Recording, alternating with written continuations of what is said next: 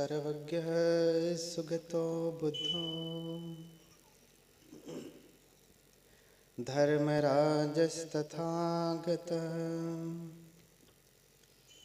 सम्मन्तभद्रो भगवान् मार्जिन्नो कजिज्जितः षड्भिज्ञो दशबलो अद्वयवादिविनायकः मुनीन्द्रः श्रीघनः शास्ता मुनिशाक्यमुनिनिस्तुयः सह शाक्यसिंहः सर्वार्थसिद्धः सौधोदनिश्वचः गौतमिर्वाक्बन्धुस्व मायादेवी सुतस्य सह ध्रुवधरं धुरन्धरं शीलरांसि शुभाननं वयं वन्द्यामहे वन्द्यं भीमाम्बेडकरनायकम् साधु साधु साधु।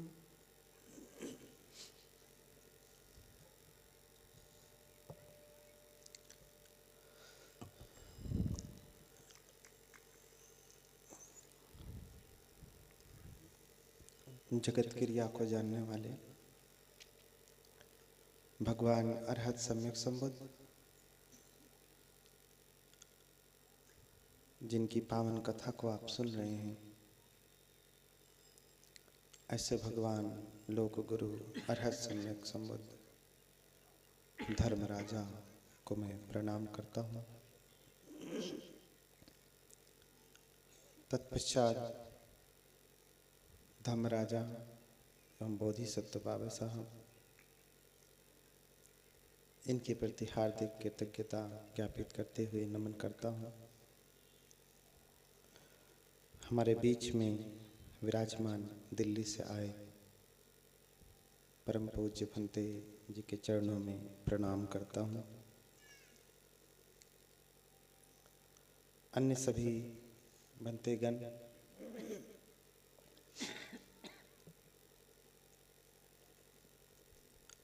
सभी श्रद्धावान उपासक उपासिकाएं,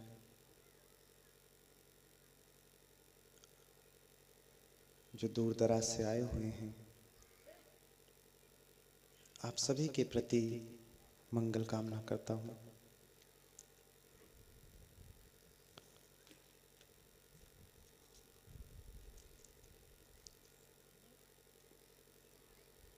आज 9वां दिन है, एक दिन और है।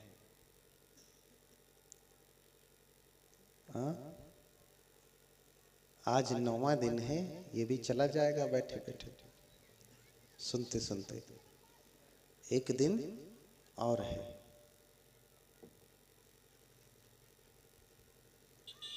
इसलिए जो आए हैं वो श्रद्धा पूर्वक जब तक कथा चले तब तक बैठें और पूरा सुन करके जाएं। जैसे 3 घंटा निकाल सकते हैं, वैसे आधे घंटे 1 घंटे और सही, थोड़ा विलंब हो तो।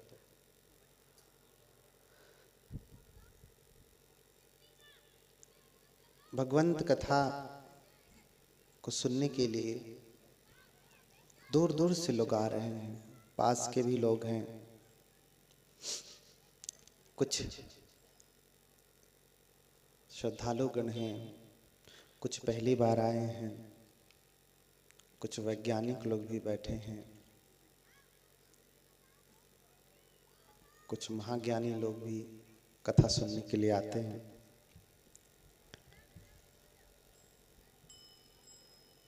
सबसे पहले बात आप जानें कि जो ये कथा चल रही है वो त्रिपिटक से चल रही है।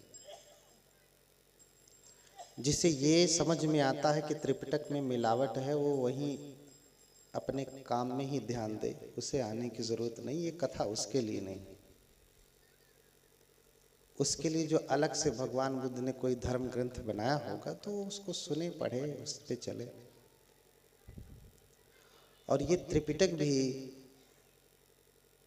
जो पूरे विश्व में मान्य है, वो 6वीं संगीति का त्रिपिटक मान्य है, जिसे लिपिबद्ध किया गया, जिसे लिखा गया। छठे संगायन में स्वयं बोधिसत्व बाबा साहब उपस्थित रहे। अगर उसमें कोई मिलावट होती तो बोधिसत्व स्वयं कहते, कहीं न कहीं लिखते, अपने उपदेशों में, प्रवचनों में कहते कि ये जो छठा संगायन है ये ओरिजिनल नहीं है, इसमें मिलावट है। लेकिन कहीं पे भी इसका वर्णन नहीं है। क्यों? क्योंकि इसमें कोई मिलावट है नहीं। जो ये कहता है कि इसमें मिलावट है, मिलावट तो तुम्हारे खून में भी है, क्या करें? जो ये कहता है त्रिपिटक में मिलावट है, तुम्हारे खून में भी तो बहुत मिलावट है। न जाने कितनी खाद तुम खा चुके हो, तुम्हारी खून में वो खाद बह रही है, क्या करोगे? दूर कर सकते? समय परिस्थिति के अनुसार तो हर चीज पे वातावरण का प्रभाव पड़ता है, लेकिन अन्न तो वही है जो पहले था, आज भी है। अगर भूख मिटेगी तो अन्न खाने से ही मिटेगी, प्यास भी मिटेगी तो जल पीने से ही मिटेगी। चाहे पहले वाला जल हो, चाहे आज वाला जल हो। पहले स्वच्छ था, अब स्वच्छ नहीं है, तो भी प्यास किससे मिटेगी? भले ही गंदा है, लेकिन प्यास किससे मिटेगी? जल से ही मिटेगी। तो आपको ये भी लगता है कि त्रिपिटक में मिलावट है, तो भी प्यास, मुक्ति, ज्ञान, वैराग्य आपको त्रिपिटक से ही मिलेगा, कहीं और से मिलने वाला नहीं है। तो ये ज्ञानियों की बात है। बुद्ध भी यही कहते हैं कि पඤ्ඤावन्तो भिक्खवे मयं धम्मो, मेरा धम्म प्रज्ञावानों का है, बुद्धिमानों का है, अज्ञानियों के लिए नहीं है, वैज्ञानिकों के लिए नहीं है, बहुत ज्ञानियों के लिए नहीं है। जो बुद्ध से भी ज्यादा ज्ञानी है उसके लिए तो वो अलग से कुछ बना ही रहे हैं, क्योंकि वो बुद्ध से ऊपर उठ चुके हैं, तो उनका अलग ग्रंथ है। उनके लिए ये कथा नहीं है, हम सामान्य जन के लिए है, जिसे भगवान बुद्ध ने ये उपदेश दिया है। बहुत ज्ञानियों के लिए नहीं, जो बुद्ध से भी ऊपर उठ चुके हैं। बुद्ध चरित्र भगवंत कथा को लेकर के भी बड़ी आपत्ति है। हर दिन सुनते आता हूं, लगता है कि आज नहीं तो कल ये समझ जाएंगे। हाँ, लगता है आज नहीं तो कल ये समझ जाएंगे। लेकिन तजही न भुजंग विष कबहू दूध के पिलाए से, अरु कोयला सफेद न होवे साबुन लगाए से।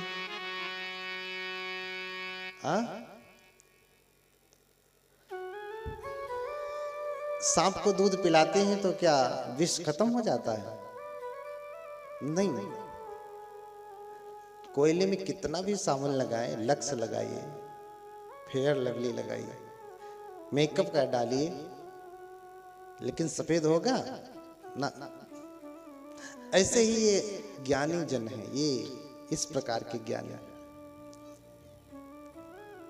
बुद्ध ऐसे लोगों को कहते हैं कि असेवना च बालानम, मूर्खों की संगति नहीं करना। महामंगल सूत्र में भगवान ने 38 प्रकार के मंगल बताए। कितने प्रकार के? 38 प्रकार की महामंगल बातें बताई भगवान ने, जिसको पालन करने से मंगल ही नहीं होता है, महामंगल होता है। हाँ, तो कहा भगवान ने असेवना च बालानं पंडितानं च सेवना। बुद्ध ने क्या कहा? क्या कहा? देखिए, महामंगल सूत्र में भगवान एक तरफ बता रहे हैं कि क्या करना है और क्या नहीं करना है। एक तरफ अनुलोम है तो दूसरी तरफ प्रतिलोम है। एक तरफ अनुलोम है तो दूसरी तरफ प्रतिलोम है। जैसे आप काढ़ा पीते हैं ना, अनुलोम काढ़ा, जानते हैं अनुलोम काढ़ा? केटाबोलिक एनाबोलिक रेट को जो सही करता, उपापचय को जो ठीक करता। एक उपचय है, एक अपचय है, एक अपशिष्ट है और एक ग्राह्य है, भोज्य है। हाँ? तो भगवान कह रहे हैं कि असेवना च बालानं, मूर्खों की संगति नहीं करना। बाल का अर्थ क्या होता है? बच्चे के पास बुद्धि होती है कि मूर्ख होता है? हाँ? बच्चे के पास बुद्धि होती है कि मूर्ख होता है? अभी जब तक छोटा है तब तक वो मूर्ख ही है, बाल ही है। इसलिए मूर्खों को भगवान ने बाल कहा, इतना कड़वा भी नहीं कहा। भगवान है ना, करुणा करते हैं, इसलिए मूर्ख ना करके कह करके, मूढ़ ना कह करके क्या कहा? बाल कहा। बालक हैं, क्या है ये? बालक हैं, इनके पास बुद्धि नहीं है। तो कह रहे हैं कि किसका साथ पकड़ना चाहिए, किसका सेवन करना चाहिए। तो किसका सेवन करना चाहिए और किसका नहीं करना चाहिए?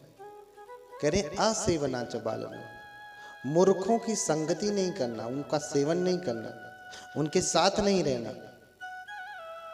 और फिर दूसरे ही पद में कह रहे हैं पंडितानं च सेवना। किसकी संगति करना? पंडित की। किसकी कहा? पंडित की। पंडित, हाँ, मैंने कहा कि एक तरफ भगवान क्या नहीं करना है उसे बता रहे हैं, एक तरफ क्या करना है उसे बता रहे हैं। तो एक तरफ कह रहे हैं कि असेवना च बालानं, मूर्खों की संगति नहीं करना। दूसरी तरफ क्या कह रहे हैं? पंडितानं च सेवना। अच्छा, मूर्ख का विलोम क्या होता है? अपोजिट, एंटोनिम क्या होता है? मूर्ख का विलोम क्या होगा? विद्वान, जिसे कहा पंडित। पाली में पंडित का अर्थ होता है विद्वान। तो मूर्खों की संगति नहीं करना, विद्वानों की संगति करना। तो महापंडित या पंडित जो शब्द जुड़ता है, इसका अर्थ हुआ विद्वान। इसका क्या अर्थ हुआ? विद्वान। और जो व्यक्ति पाली के इन शब्दों को नहीं समझ सकता कि भगवान बुद्ध पंडित कह रहे हैं, भगवान पंडित किसे कह रहे हैं? जो व्यक्ति एक छोटा सा शब्द नहीं समझ सकता, वो व्यक्ति कहता है कि त्रिपिटक में मिलावट है। हाँ, वो कहता है कि बौद्ध धर्म का ग्रंथ जो है उसमें मिलावट है। तो भैया, तो तुम्हारा शरीर भी तो खाद का ही बन गया, मिलावट हो गया, उसको कैसे शुद्ध करोगे? करके दिखाओ। हाँ, अभी 20 साल पूरा नहीं हुआ कि 75 प्रकार की बीमारियां घेर रही हैं। पहले तो लोग जानते भी नहीं थे कि बीमारी क्या होती है। आज पैदा हुआ कि बीमारी घेर लेती, क्योंकि कितनी मिलावट है तुम्हारे भीतर। और जो दवाई खा रहे हैं उसमें भी मिलावट है, लेकिन कोई और उपाय है दुख से निकलने का? दवाई तो वही खाना है ना जो अवेलेबल है, अभी उपलब्ध है। तो अगर ये भी लगता है कि त्रिपिटक में मिलावट है, तो तुम्हारे पास और क्या है? तुम कोई बुद्ध तो नहीं हो कि जो तुम कहोगे उसे मानूंगा। तुम कोई बुद्ध नहीं हो, तुम कोई अरहत नहीं हो, तुम कोई बोधिसत्व नहीं हो जो तुम बना दोगे, नया बना दोगे, आचार संहिता बना दोगे तो उसे सुन लूंगा, मान लूंगा। बहुत सारे लोग नया नया आचार संहिता बना रहे हैं। हाँ, ये लोग नहीं पंडित है, भगवान इसे पंडित नहीं कहते। तो पंडित का अर्थ होता है ज्ञानी। भगवान बुद्ध के धम्मपद में ही पंडित वग्ग है, पंडित, और दूसरा वग्ग है ब्राह्मण वग्ग। दोनों शब्द का अर्थ ही ज्ञानी होता है। दोनों शब्द का क्या अर्थ होता है? ज्ञानी। क्योंकि भगवान बुद्ध के धर्म में कोई जन्म से ब्राह्मण नहीं होता है, कर्म से ब्राह्मण होता है। बुद्ध भी ब्राह्मण है। जो बुद्ध की शिक्षाओं पे चलता है वो ब्राह्मण पुत्र है, ब्राह्मण है। वो क्या है? ब्राह्मण। इसलिए बार बार आप एक गाथा उच्चारित करते हैं, वैज्ञानिक लोग ज्यादा उच्चारित करते हैं, क्योंकि पूरे त्रिपिटक में उनके जो काम की चीज है वही वो निकालते हैं, बाकी मिलावट हो जाती है। इनको पूरा पता है, 100 श्लोक में से एक निकाल लेंगे, इसमें मिलावट नहीं, बाकी में सब है। इनके पास इतनी बड़ी टेक्नोलॉजी आ गई है, इतना बड़ा ज्ञान या अर्हत हो गए हैं कि ये इतना जान लेते हैं कि इतना मिलावट है, इतना नहीं। ऐसे ऐसे तो विद्वान नहीं, ऐसे ऐसे विद्वान नहीं। वसल सूत्र का एक श्लोक है, एक गाथा है, अक्सर लोग उच्चारित करते हैं। क्या है श्लोक? क्या है गाथा? न जच्चा होति वसलो, न जच्चा होति ब्राह्मणो, कम्मुना वसलो होति, कम्मुना होति ब्राह्मणो। क्या कह रहे हैं भगवान?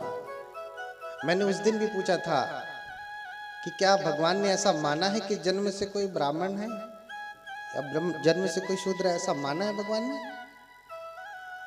या भगवान ने ऐसा माना है कि सभी लोग बराबर हैं? ध्यान से सुनना, बुद्धि से। तर्क वाले होंगे तो आज तर्क से ही कह रहा हूं, परीक्षण से नहीं कह रहा हूं। यहाँ परीक्षण करके दिखा नहीं पाऊंगा।